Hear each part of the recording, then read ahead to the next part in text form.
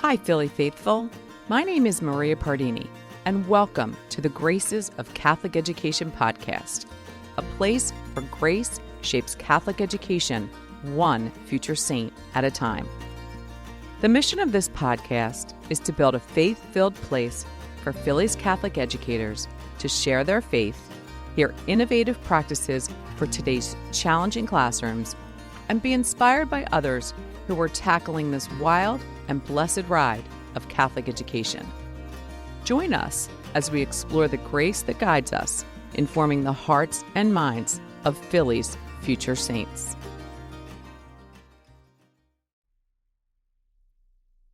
Welcome back to the Graces of Catholic Education podcast and our special feature for the summer, the Graces Summer Reading Club. Today, we're diving into the intro and chapter 1 of Sweet Jesus, Is It June Yet? By Amy Cattapan. Reading Amy's introduction to this book felt like looking in a mirror for me. Like Amy, I am a proud product of 12 years of Catholic education, and I attended it right here in the Archdiocese of Philadelphia. But my path as an educator actually took me through the world of public education first. I'm a lifelong special ed teacher, and because of that, my career has been incredibly diverse. I've taught in public and private schools, rural and urban settings, affluent neighborhoods, and the inner city. I've worked with students who have mild learning disabilities and students facing severe mental and physical challenges. The absolute richness of these varied experiences completely shaped me as an educator, and I still use the lessons I learned in those different classrooms every single day. Also, like Amy, I knew I wanted to be a teacher from a very young age. My mom was a teacher, and I vividly remember playing school at home. I used to get so excited when my teachers would give me their old, outdated teacher editions to play with. Now, my brother absolutely hated this game, mostly because, unfortunately for him, he was my only student. And look, I'm still waiting for the Hollywood call to make a movie about my teaching career. I'm convinced my story is just as inspirational as Michelle Pfeiffer in Dangerous Minds or Hilary Swank in Freedom Writers. But the reality of teaching isn't always a Hollywood movie. I've spent many a Friday afternoon with my head on my desk, staring at the walls thinking, why on earth did I choose this career? Fortunately for me, I'd usually head to happy hour with my teacher friends right after, find some laughs, and live to fight another day. What I've realized later, though, in my career was that during those heavy, overwhelming days, I personally was missing something crucial. I wasn't truly connecting the daily work I was doing to the actual real-life teachings of Jesus. It should have been glaringly obvious, but for some reason, it wasn't. And the crazy thing was, on paper, I was doing all the right things. I was a faithful Catholic. I was actively teaching in Catholic schools. I attended daily Mass frequently. And I was literally teaching religion class to my students.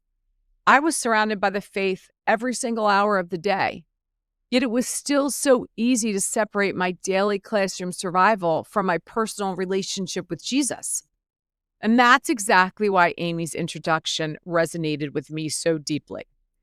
It reminds me, and all of us, that Jesus had many of the exact same struggles with his disciples that we have with our students. The answer, though, to all the mess, the crazy schedules, the annoying administrative hurdles, the out-of-control parent emails, and the negative energy that can sometimes creep into a faculty room, the answer to all of it is Jesus. There's a famous framed picture that hangs in many of our archdiocesan schools, and I honestly think it should be in every single one of them. It says, "Let it be known to all who enter here that Jesus is the reason for this school, the unseen but ever-present teacher in all its classes, the model of its faculty, and the inspiration of its students." My hope is that this book and the conversations that Joe and I are going to have will help all of us remember that truth as we head into our summer. Moving right into chapter 1, I have to say, I absolutely love the title Amy chose. Jesus began small.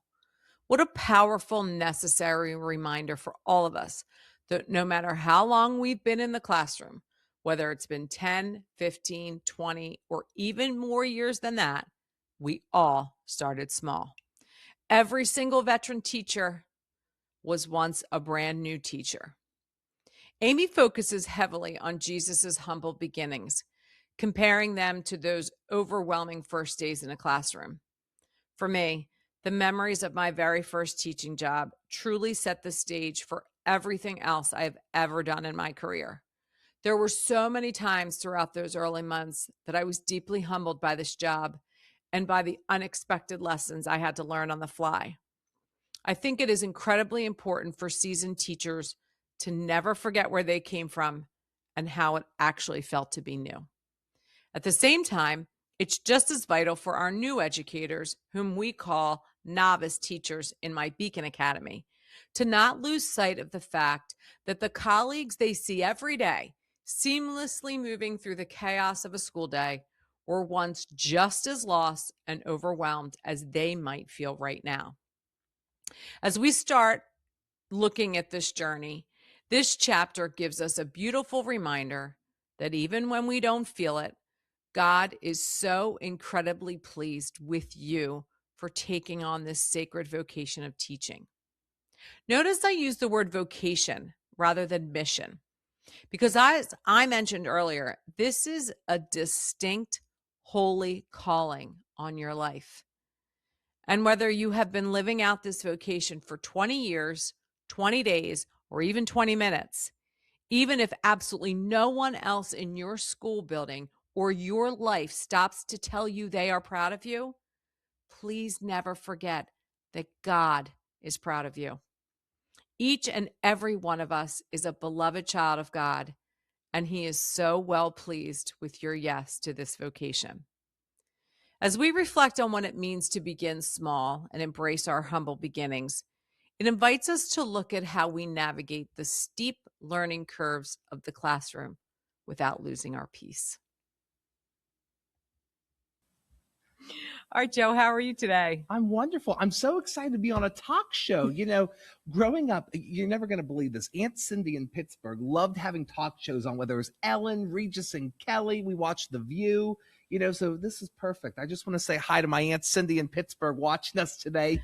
I finally did it, Aunt Cindy. I'm on a talk show. Aunt Cindy's, we should have her featured on the talk love it. on the Graces, because I feel like she's been on the Graces last time you were on. Yes, we mentioned Aunt Cindy. Hi, Aunt Cindy. And equal time rule, Aunt Chris across the street. How you doing? All right. Okay, Aunt Chris. We don't want to forget Aunt Chris. All right. So we ready to get into our book? Yes, absolutely. So first up on the headlines today, did you hear? Oh, wait, the book. Okay, I'm sorry. Go on. Okay, let's try and focus. All right, here we are. First discussion. So let's get into this. So when you think back on your own small beginnings as a novice teacher, what was the most humbling lesson you think you had to learn? And how did you see God working through that early vulnerability? I had no idea what I was doing, to be honest with you. No, I serious. You know, I went to the premier Catholic university in the city of Philadelphia, LaSalle University. They prepared me so well. The coursework was excellent. The professors were all classroom teachers. But to that point, I had only done one-day lessons, or, you know, go back 1 week to work in small groups and then the project the next week. I never taught a unit before. I never taught, you know, the same group of students multiple days in a row. And so when I first got before real life students who were getting a real life education, I stopped in my tracks because I had no idea where to go from there. My first classes, and I student taught at Roman Catholic High School, proud part of our archdiocesan system. Broad and Vine, purple and the gold. When I got in front of these students, I froze because I had no idea what I was doing. And so I prepared, you know, this elaborate lecture that took 10 minutes. Then what do I do with the other half hour? Right. Okay. Now, my cooperating teacher, who still teaches at Rome, gave me the best idea and advice to go look at other teachers, the veteran teachers, and see what they do and how they engage with their students. And honest to God, everything I do in the classroom, from my do now bell ringers to playing music before class to some of the projects and activities, I can trace back to a teacher that I met early on. Mm-hmm. Yeah, I'm the same way. I mean, I started my humble beginnings in Owen J. Roberts School District, which Dr. isn't Furin. which isn't too far from here. I was a public school special ed teacher, and so I started there, and in a different century, literally a different century than we're in now. And I was the only special ed teacher in the ever to go into that building, and the kids were the only special ed students to ever be in that building, because it used to be when they were identified, they went to another school in the district. So I was young, I was new, I was a girl from Delco, and I was out in rural Chester County. And so when you say like the phrase fish out of water, I was a fish out of water. And it's still rural, but it's even more rural back then. Yes, it was really way more rural back then. And I feel like, you know, I really sowed my oats there, literally. But the lessons that I learned from those teachers, I mean, I think one of the biggest mentors I had was Sheila Benich Harden, who is still out in this area to this day. And she took me under her wing. I was a novice special ed teacher, no idea what I was doing. And she just showed me the ropes, and things that I still do, I can attribute to Sheila and to Dina and to Paula, and even the regular ed teachers that I worked with, because I was new. I had no idea we were doing inclusion. Like, no one knew what inclusion was then. It was, the only rule was you couldn't take the kids out of the classroom. They had to stay in the classroom for every piece of instruction. So we were really, my office was like a copy room. I had no office. There was no room for me. So, I mean, to say I started humbly in a very, it's not far from the truth. Well, funny you should say that, and naming people that inspired you. You know, I can trace back at each school I've been to, because I moved around a little bit, who helped me at each place. And it's been, you know, people remark over the years, you keep in touch with so many people. Well, they were part of my journey. That's important to me. You know, at De La Salle in Minneapolis, where I went right after Rome in my official year one, which was much better than practice year one. Marty Marin was the lead coach for the new teachers. He just got inducted into De La Salle's Hall of Fame for the LaSallian Award, well-deserved. Gina Hagley that first year, Stacy Carter in guidance. You know, the list goes on. And then at Bonner and Prendy, Anne-Marie Dossamore, Andrea Ciliberti, the principal now. You know, there's so many people along the way who take us under their wing, who believe in us, who see that we might need an extra hand. And then really they become lifelong confidants and friends in many cases. That's how you and I met. Absolutely. Yeah, totally. I mean, I could do the same thing. I was in a lot of places. I don't actually think in 30 years I've been in as many places as you've been in like 10 years. I didn't pay the bills. That's the problem. But yeah, I remember one of the lessons that I learned very early on from one of our, I think she was the social worker at a school. I taught in a high school for emotionally disturbed kids, the community school. Well, it was the County Alternative High School. I know you loved it there. I did love it there. And again, I learned so many. I probably every day I'm in a classroom, I use a lesson that I learned in community school, because if you can teach in a place like community school, I literally can teach anywhere. It's in Middletown Township. So it's like near Aston. It's not far from. Yes, it's still open. It's run by the Delaware County Intermediate Unit. They do awesome things there. Just, it's tough. I mean, it's tough. Emotionally disturbed high school students. Some of them come from court, from like court adjudicated facilities. They're going back. It's rough, but you do God's work there, even if you're not allowed to say, because it's public education. But yeah, I mean, yeah. So many lessons that I learned. Living out the gospel. Yes. You don't have to teach in Catholic school to live out the gospel. Right. And I feel like that's one of the lessons that I had to kind of learn when I was teaching in public school. Like, how do I want to be like a follower, but not admit that I'm really a follower, so to speak, and not say it to my kids. And that's what I loved about coming to Catholic education. That to me is the best part about Catholic education, because you can it's part of who we are. Exactly. We talk about it all the time, every day, all day long. You cannot talk about Jesus too much. And it's not an identity. It's who we are. Right. It's our soul and being, and I think it's St. Francis of Assisi said, preach the gospel but if necessary, use words. And St. Anthony of Padua, actions speak louder than words. And we learned that at the Archbishop's Day this past year. I didn't know that before, but very, very true that, Catholic education, we are blessed because we get to practice and live our faith every day. But even in society, even in the community, in a public school setting, there are ways that we can still live out that gospel call. Yes, absolutely. Well, I think that this might be a good place to stop for chapter 1. I hope our readers enjoy the introduction and chapter 1.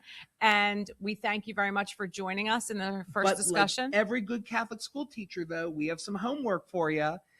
I will see you for chapter 2. And so for our next session, be sure to check out chapter 2, and I'll be leading the discussion next time. Get ready. All right. So until next time, like, subscribe, and follow. And remember, stay faithful, stay fearless, and as always, stay Philly. God bless. We'll see you on the next podcast. That was great, Maria.